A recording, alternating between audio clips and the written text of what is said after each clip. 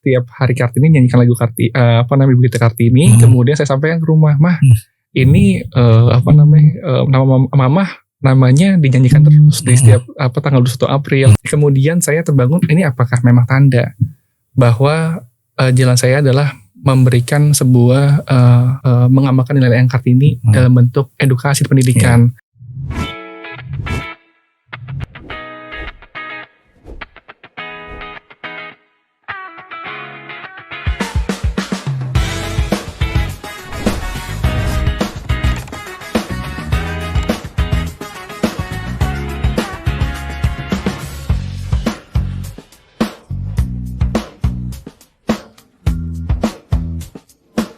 Kerabat Saya Belajar Hidup dimanapun berada, kali ini kita memperingati Hari Kartini. Kalau dilihat dari datanya, Raden Ajeng Kartini sudah meninggalkan kita 122 tahun yang lalu. Tapi 21 April 147 tahun lalu lah R.A. Kartini dilahirkan dan kemudian menjadi setiap tahun kita peringati sebagai Hari R.A. Kartini. Nah, hari ini kita bertemu dengan keturunan R.A. Kartini. Nanti kita berbincang dengan Mas Jody Mulya Setia Putra pada podcast kali ini. Apa kabar Mas Jody? Alhamdulillah baik Om Dian. Baik. Ya Mas Jody, kalau tadi kita sampaikan ya bahwa Mas Jody itu berarti keturunan ke-4 atau generasi kelima ya? Saya itu keturunan generasi keempat. Generasi keempat? Ya, canggah. Canggah kalau dalam bahasa Jawa ya? Dalam bahasa Jawa canggah. Canggah. Gitu. Nah, jadi mungkin saya cerita sedikit ya. Terkait dengan silsilahnya gitu ya. Jadi kebetulan Eyang Kartini itu menikah sama Eyang Joyo Adiningrat gitu ya. Kemudian Eyang punya satu orang anak namanya adalah Majen TNI RM Eyang Susalit. Nah kebetulan menikah dengan Eyang Luyah seperti itu. Nah menikah kemudian punya satu orang anak lagi namanya itu adalah Eyang Setia Budi Susalit. Kemudian menikah dengan Eyang Sri Bijatini, Eyang saya. Kemudian memiliki 5 orang anak gitu. 5 orang anak, dan 5 orang anak ini yang pertama itu namanya itu adalah R.A. Kartini juga. Sama ya? Sama, itu kebetulan ibu saya. R.A.J. Kartini Setiawati Susalit. Kemudian menikah dengan ayah saya namanya Mulyadi M. Nur. Kemudian punya 3 orang anak gitu ya. Yang pertama Jody Mulya Setia Putra itu saya sendiri. Kemudian almarhum Suryodi Mulya Prabowo adik saya. Dan juga Anggoro Trimulya Guno itu adik saya juga. Kemudian yang kedua itu anak dari yang Setia Budi Susalit dan juga yang Sri Bijatini itu, yang kedua adalah Mas Kartono gitu ya, yang Om Tony kalau saya sampaikannya gitu ya. Kemudian menikah dengan tante saya, Tante Umi, yang kemudian punya 1 orang anak namanya itu adalah Trinilia gitu, itu sepupu saya. Kemudian yang ketiga gitu ya, anak ketiga itu adalah namanya Tante Rukmini Susalit gitu ya. Ini nama-namanya nama-nama ini ya, nama-nama sejak Ibu R.A. Kartini. Betul, nama-nama saudara yang Kartini gitu ya. Kemudian menikah dengan kebetulan Om Heru gitu ya. Kemudian punya 1 orang anak namanya itu adalah Ferdiansyah gitu, panggilannya Ferdi. Kemudian ada lagi namanya punya anak lagi namanya Om Samingun gitu ya. Kemudian menikah dengan Sri Rahayu Werdianingsih. Kemudian punya 2 orang anak namanya Sania gitu ya, dan juga Hanif itu sepupu saya juga. Dan yang terakhir yang kelima itu adalah Om Rahmat Haryanto Susalit. Kebetulan beliau itu sudah almarhum juga. Panggilan saya biasa itu panggil di rumah tuh Om Anto seperti itu. Jadi kalau dari terahnya R.A. Kartini, Mas Jody itu keturunan keempat. Canggah berarti. Canggah ya, dari R.A. Kartini. Betul. Sering Mas ke Rembang? Jujur saya itu termasuk yang cukup dan sangat jarang ke Rembang, ke Jepara tuh jarang gitu, sangat jarang sekali. Bisa dibilang hitungan jari mungkin. Seperti itu sih. Okay. Nah kalau kita cerita lagi ya, sejak kapan gitu Mas Jody tahu bahwa keturunan R.A. Kartini itu? Iya. Jadi saya itu tahu saya itu keturunan Eyang Kartini itu jujur pada masa-masa remaja.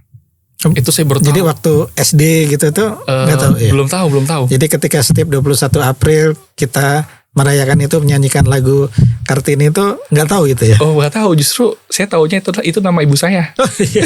Karena sama saya juga ya. Nama ibu saya Kartini gitu kan. Ya, apa namanya? Oh, mama dinyanyiin terus mah gitu kan. Iya. Dan lucunya pada saat TK masih polos ya. Saya TK itu tiap hari Kartini nyanyikan lagu Ibu kita Kartini. Kemudian saya sampaikan ke rumah, mah ini nama mama namanya dinyanyikan terus di setiap tanggal 21 April gitu kan, sampai dengan SD gitu ya.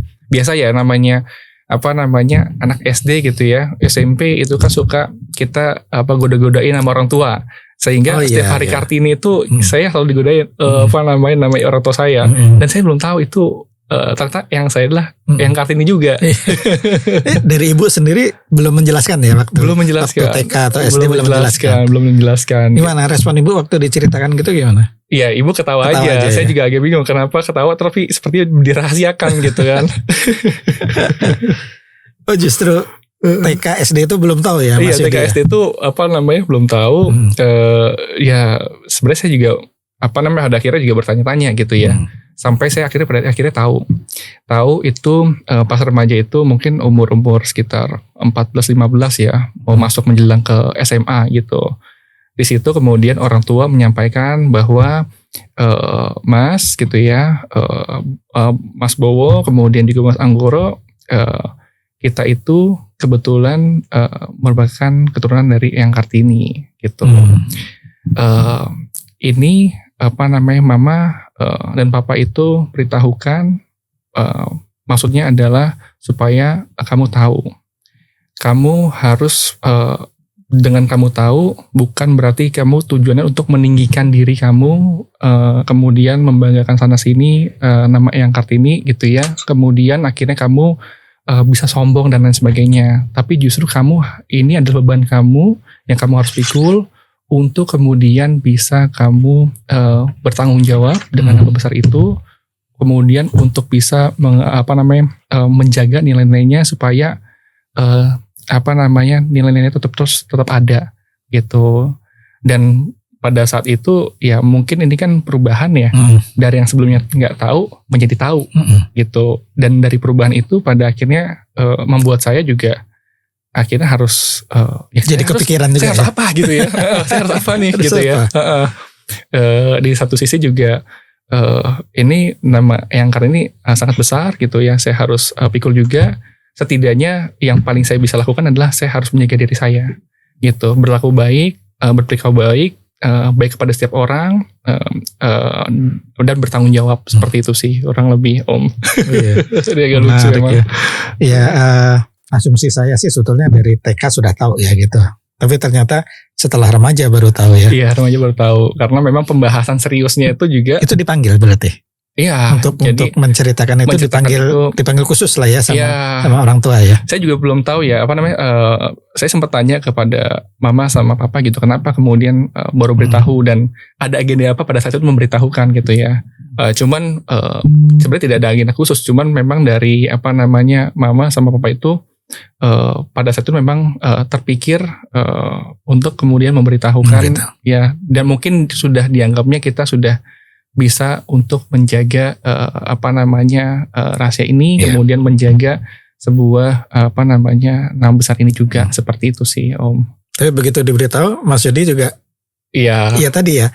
Terus gimana nih, saya harus gimana nih? betul akhirnya kita harus gimana nih? Gitu kan, karena ini nama besar yang cukup besar sekali dan banyak orang terinspirasi oleh Eyang Kartini, sehingga harapannya kami sebagai keluarga ya, saya pribadi setidaknya harus bisa menjaga gitu. Kalau misalkan belum bisa berbuat lebih, saya harus bisa menjaga gitu, menjaga nama baik Eyang gitu. Dengan saya tentunya menjaga nilai-nilai Eyang Kartini. Kemudian saya jangan sampai gitu kan melakukan suatu tindakan-tindakan yang tanda kutip gitu ya, tercela gitu ya, yang akhirnya membuat orang itu jadi sakit hati dan lain sebagainya, mengakibatkan akhirnya nama baik Eyang itu juga betul. Walaupun memang Eyang itu punya image sendiri dan saya punya kehidupan sendiri, tapi tetap ini pasti akan terasosiasi menurut saya gitu ya. Jadi ini suatu hal yang harus dipikul dan harus saya jaga. Seperti itu sih Om. Dan setelah remaja itu kira-kira SMA? Iya, kurang lebih menuju SMA, berarti mungkin SMA, di SMP ya, di akhir-akhir SMP itu. Kalau teman-teman ada yang tahu setelah itu? Iya, ini berangkat dari adik-adik saya sih sebetulnya gitu. Saya itu kebetulan adik saya itu pada saat itu SMA ya. Jadi kalau adik saya itu ketahuan di SMA, saya juga ada yang ketahuan di SMA gitu. Tapi saya lupa. Kalau saya itu kebetulan di masa kerja pada saat itu. Tapi adik saya ini si Bowo dan Anggoro itu di SMA, di mana pada saat itu ada kegiatan mereka tuh main ke museum RA Kartini teman-temannya. Sampai pada akhirnya melihat ada nama Suryo Dimulyo Prabowo gitu kan ya, almarhum. Akhirnya di foto, di share, disebarin. Iya, ternyata ini lucu juga. Ternyata lu darah biru ya gitu. Saya lucu juga gitu kan dengarnya gitu. Tapi akhirnya diklarifikasi enggak kata si Bowo gitu. Memang kita tidak pernah mau coba untuk menunjukkan juga seperti itu. Kalau saya memang lebih banyak di kerja gitu, pas di dunia kerja, karena pernah sempat gitu ya mencoba untuk mewakili keluarga pada saat itu ada kegiatan jamuan di Rembang gitu ya. Pada saat peringatan Kartini kemudian muncul di media. Pada akhirnya pada saya lagi kerja, kemudian tiba-tiba teman saya ini lihat-lihatan gitu. Akhirnya disampaikan begini, Cot, ini ada yang mau nanya apa? Emang benar lu keturunannya? Dari mana? Saya tanyakan ke ini, dari mana? Enggak kok, ya udahlah Jot, coba jelasin gitu kan ya. Ya akhirnya saya coba jelaskan gitu. Ya mau gimana, udah muncul muka saya juga. Akhirnya terbuka lah ya. Terbuka gitu. Dan ya itu ya tentunya kalau ditanya mungkin responnya bagaimana gitu ya. Responnya satu buat saya tentunya juga jadi makin terbebani, bukan suatu hal yang negatif ya, tapi beban untuk positif. Jadi benar-benar harus kayak agak lebih mungkin jaim ya, karena ini ada orang yang tahu saya gitu ya. Kemudian kalau misalkan saya melakukan hal yang tanda kutip kenapa-napa nanti tentunya terasosiasi lagi. Jadi saya harus benar-benar menjaga dengan baik seperti itu sih.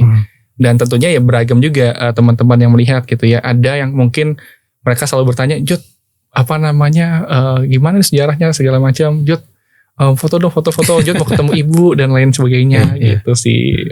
Ya tapi saya sampaikan ya, ini kita juga sama aja gitu kan. Tidak ada suatu hal yang memang saya bangga dengan keturunan Eyang Kartini gitu, tapi bukan sesuatu, tapi itu Eyang bukan saya gitu sih. Bisa membedakan itu. Iya betul. Itu tadi dalam kehidupan kemudian menjadi beban Mas Jody nggak itu? Iya. Artinya kalau namanya anak-anak muda ya mungkin kepingin main kemana gitu ya, tiba-tiba waduh. Betul. Saya masih keturunan era Kartini nih nggak bisa. Atau ngomong apa gitu ya? Iya betul.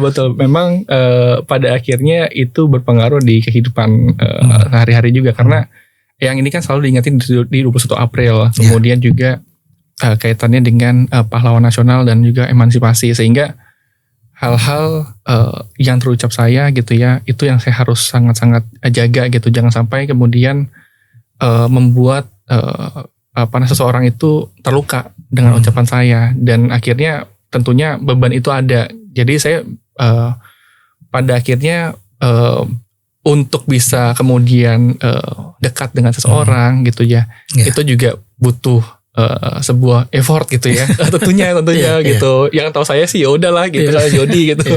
Tapi yang tidak tahu mungkin agak seperti apa, mungkin ya itu sih, tapi tujuannya sebenarnya untuk menjaga sih.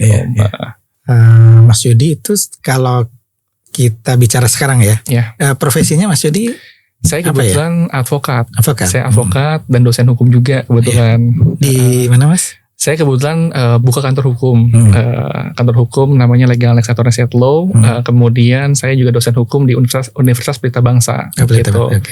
Jujur saya tuh juga sebetulnya menjadi dosen juga hukum juga karena saya terinspirasi dengan yang selalu mengajar gitu. Dan sebetulnya sebelum saya jadi dosen hukum, memang ini udah jalur hidup ya Om ya. Untuk terus berbagi dan sharing. Saya itu kebetulan setelah jadi advokat, saya ikut kegiatan namanya itu profesi legal auditor. Saya dilatih untuk menjadi legal auditor. Kemudian saya itu ketemu sosok mentor. Mentor saya namanya Muhammad M. Rashid Ridho. Dia itu di Ikatan Advokat Indonesia. Dan kebetulan dia itu mengajak saya untuk mengajar pengacara. Di mana di situ tempatnya Prof. Jimny Asidik. Gitu, sehingga akhirnya saya kemanapun gitu ya, saya ngajar teman-teman pengacara di lembaga itu, lembaga Prof. Jimny Asidik gitu, sama Pak Muhammad M. Rashid Ridho gitu, itu mentor saya untuk advokat gitu. Nah dari situlah akhirnya kemudian saya terbangun, ini apakah memang tanda bahwa jalan saya adalah memberikan sebuah mengamalkan nilai Kartini dalam bentuk edukasi pendidikan. Sehingga saya membulatkan diri untuk menjadi dosen hukum juga, seperti itu.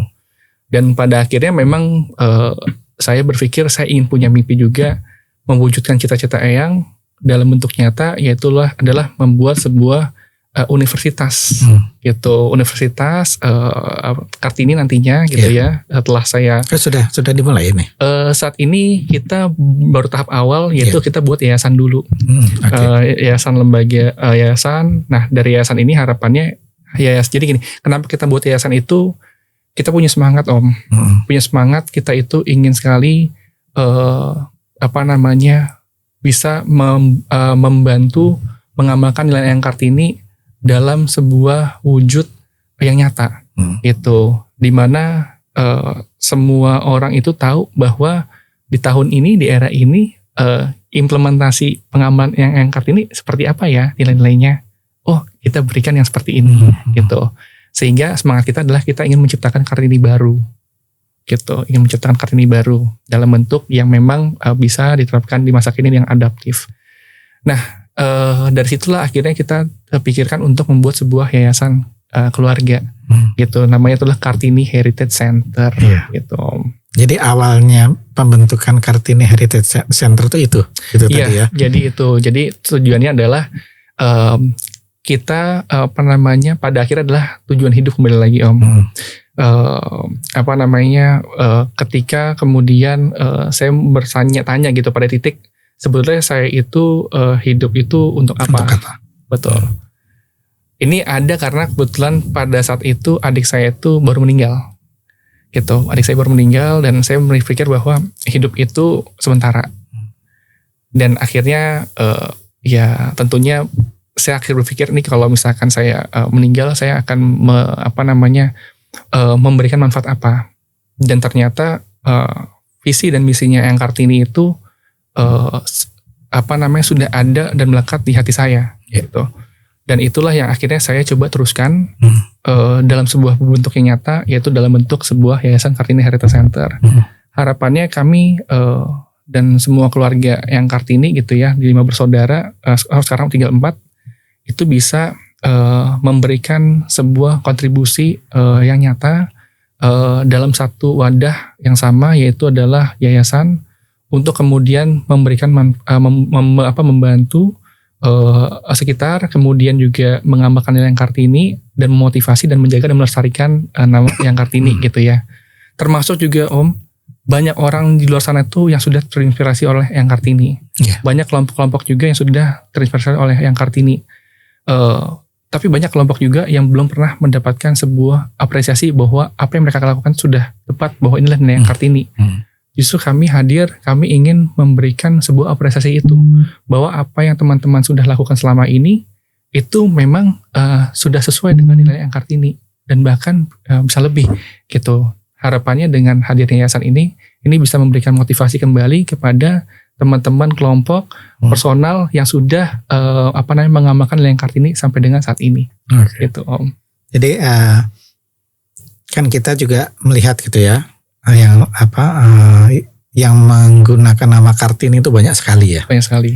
Jadi kalau kita kemudian merujuk bahwa yang asli gitu ya, kalau bisa dibilang bukan KW gitu, yaitu Kartini Heritage Center. Jadi sumber di situ memang dari keturunan langsung dari keturunan langsung era Kartini. Oke. Kemudian kalau tadi kita bicara saudara-saudara ibu ya, Pak Cicit berarti kalau dari Cicit ya. Kalau Mas Judi Canggah ya. Canggah ya, cucu Cicit Canggah. Ya. Dari Cicit itu kan saya pernah membaca di tahun 2018 itu banyak sekali media nasional itu menyebutkan bahwa Cicit R.A. Kartini itu hidup dalam keadaan ekonomi yang sulit gitu. Bahkan ada yang disebutnya juga sampai menjadi tukang ojek gitu ya kalau nggak salah.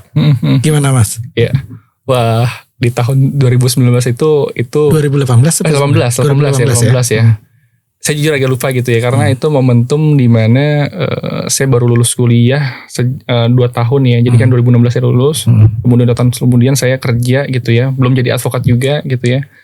Itu cukup saya juga super berapi-api ya. Ini kenapa kok bisa tiba-tiba ada berita seperti ini? Ramai gitu. Sekali waktu itu kan? Ramai sekali. Sampai ada satgasnya untuk mencari keturunan Eyang Kartini. Ada satgasnya? Ada satgasnya gitu kan. Itu bisa kan Om lihat di berita.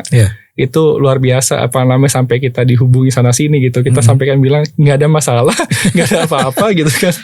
Ya jadi itu tahun yang saya bisa bilang juga membuat kaget gitu ya.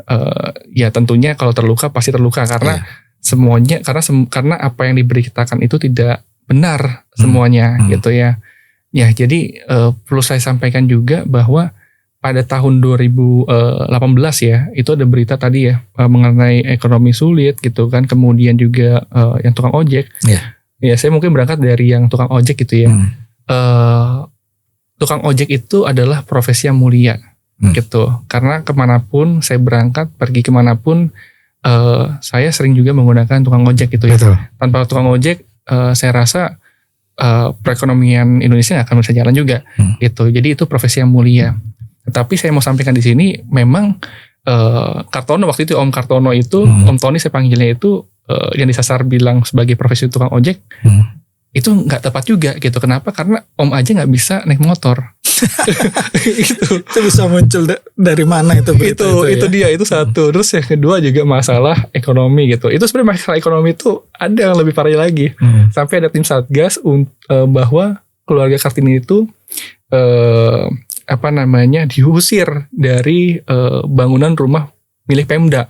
Bahasanya begitu. Nah itu kita sampaikan juga bahwa tidak ada yang seperti itu juga gitu. Kenapa? Karena kalau misalkan kita bilang dan kita lihat standar ekonomi sulit gitu ya, ekonomi sulit ini kan subjektif sekali gitu ya.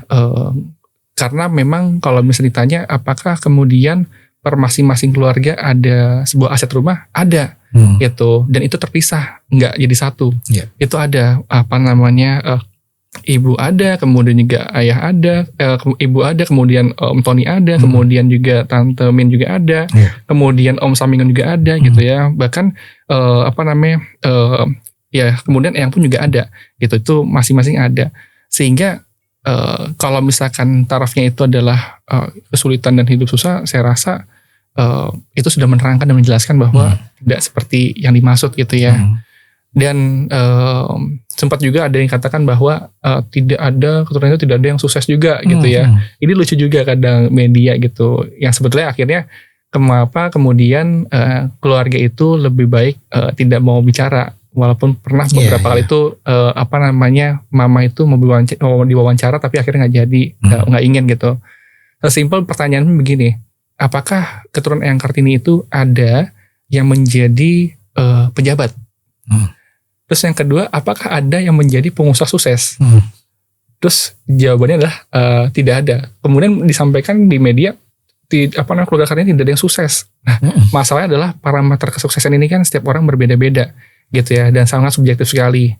Buat kami, kesuksesan itu saat ini adalah kita bisa memberikan manfaat bagi banyak orang gitu, dan banyak orang yang kemudian bisa melakukan sebuah kegiatan-kegiatan termasuk juga mengimplementasikan nilai-nilai yang Kartini dalam bentuk nyata.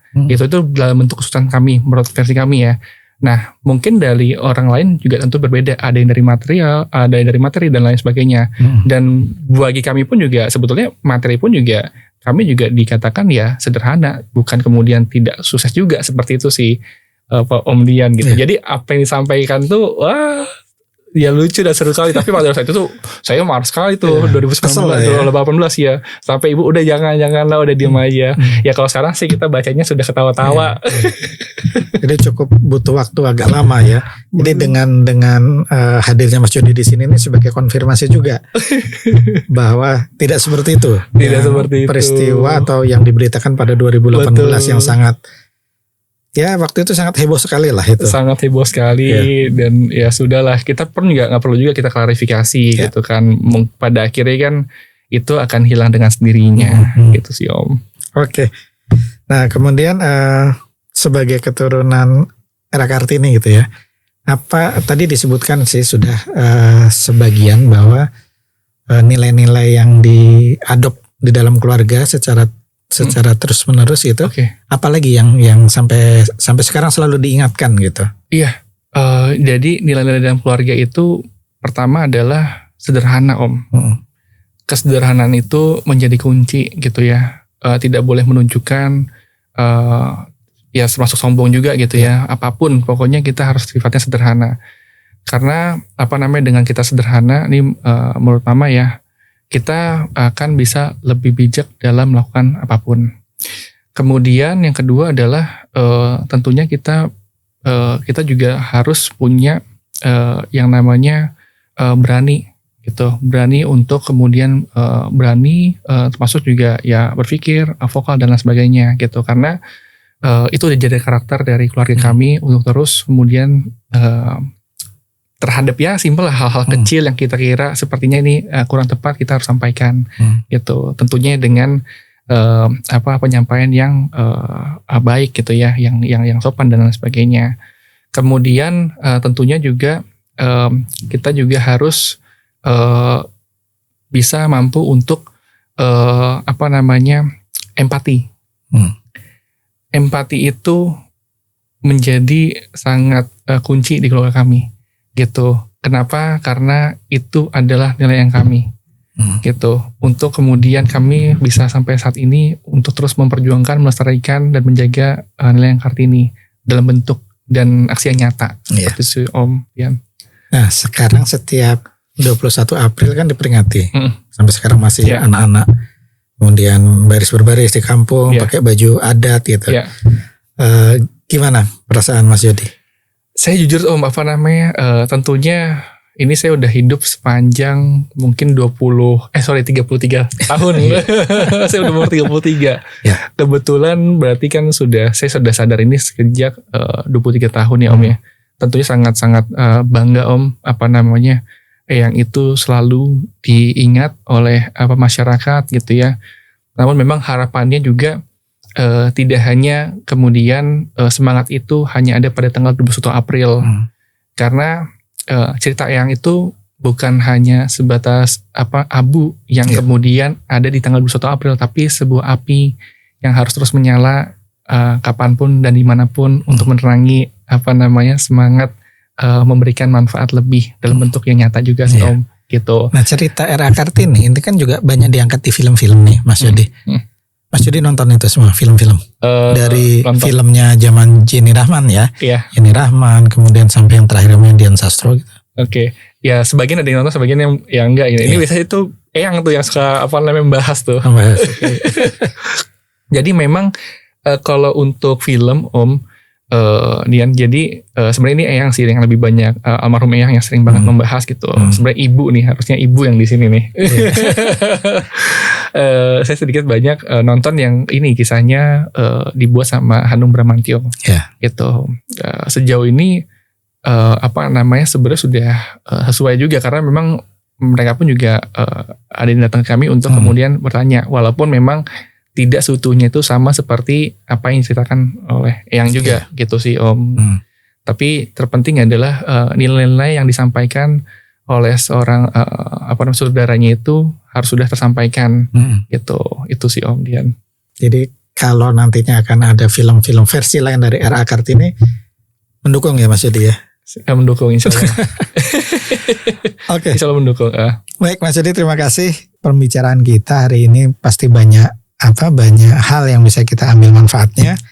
Karena kita tidak pernah bisa melupakan R.A. Kartini dalam perjuangannya, terutama untuk soal emansipasi wanita ya, yang sekarang kita rasakan pada hari ini. Itu dulu Mas Yudi, lain kali kita ngobrol-ngobrol yang lebih panjang. Terima kasih waktunya. Kerabat Saya Belajar Hidup, terima kasih. Assalamualaikum warahmatullahi wabarakatuh. Waalaikumsalam.